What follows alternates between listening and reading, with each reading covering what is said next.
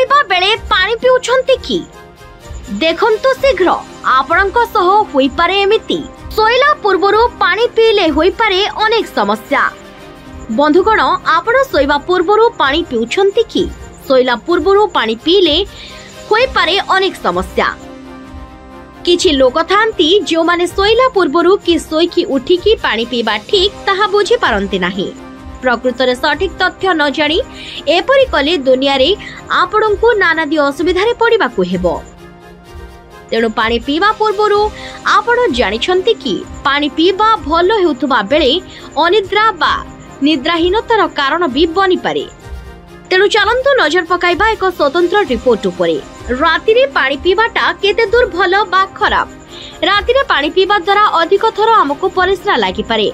राति अधारू निद भांगिबा द्वारा पुणी निद आसिबाकू बहुत समय लागि थाए। एहा द्वारा निद्राहीनता सहित प्रकृत रे अधिक समय भी जाई थाए। कारण एठारे निद भांगिबा परे संगे संगे आखी को निद आसेना आउ निद किछि समय परे आसी थाए। आउ आमे टिके अधिक समय सोइबाकू पसंद करू। सोइबा पूर्वरु पानी पीले आपणक शरीर रे ठीक परिमाण रे जलीय अंश रही थाए एवं शरीरर तापमात्रा संतुलित रही थाए। यह आपणको माइग्रेन बा मुंड बिंधा परि समस्या दूरे की रखे। तेणु सर्वदा फलदायी होई न थाए। कारण राति रे ठीक सोइबा पूर्वरु पानी पीले रात्रि रे परिस्रा पई उठी पारंती आउ ताहा आपणकर मानसिक और शारीरिक समस्या सृष्टि करि पारे। उत्पादनता ह्रास पाए आउ उदासीनता देखा दिए। आपण सिना चेष्टा करी सोई पड़ंती हेले आपणक मस्तिष्क सोई न थाए आज्ञा। तेणु आपणको विभिन्न समस्या मुंड बिंधा रक्तचाप रक्त रे सुगर लेवल बढ़ाई दे थाए। बेले बेले पानी न पीले राति रे हमकु गला सुखी गला परि लागे एवं अस्वस्तिकर मने हुए। यह हृदरोग समस्या ब्लड रो संक्रमण होई पारे।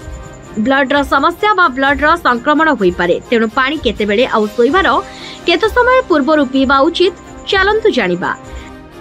सोइबार गोटिए किंबा 2 घंटा पूर्वरु पानी पीबा उचित। कारण आपणको परिस्रा लागिले आराम रे परिस्रा जाई आसिकी सुनिद्रा नहीं पारिबे।